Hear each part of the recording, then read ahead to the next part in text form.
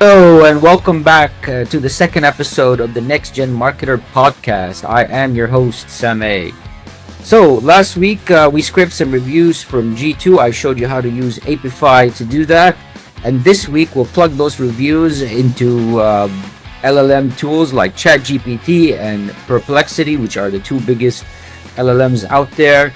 And I'll show you exactly how you can use those reviews to get insights which you can later use for campaigns, for sales emails, for tools that you're using.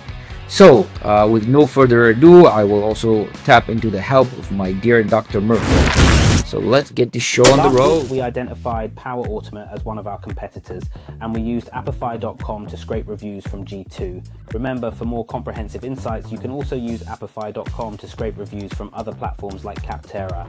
By comparing data from multiple sources, you can triangulate findings and improve the accuracy of your analysis.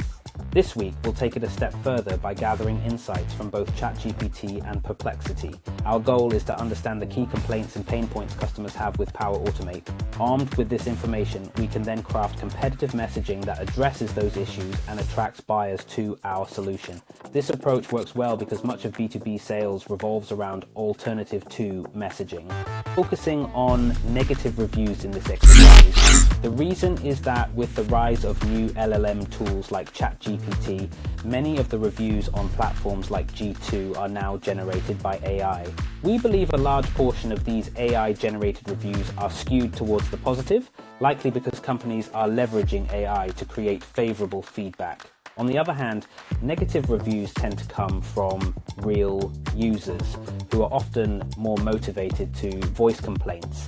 This is why positive reviews tend to have a higher proportion of false positives, and this is also why the negative reviews are probably more statistically. Here is what happens when you use just ChatGPT or Perplexity to try to gather feedback on negative reviews or complaints on Power Automate. The feedback is very generic and is based on some scrappable data from Google or Reddit, but does not have data from like G2 or Capterra. Now notice when you use the scraped reviews, you get feedback that is more focused, product-centric, actionable, and has data parameters in terms of statistical significance. Once you have the feedback, then the next natural step is to ask ChatGPT to start to draft some key messages that you can use in my campaigns and fill in messaging for alternative to landing pages.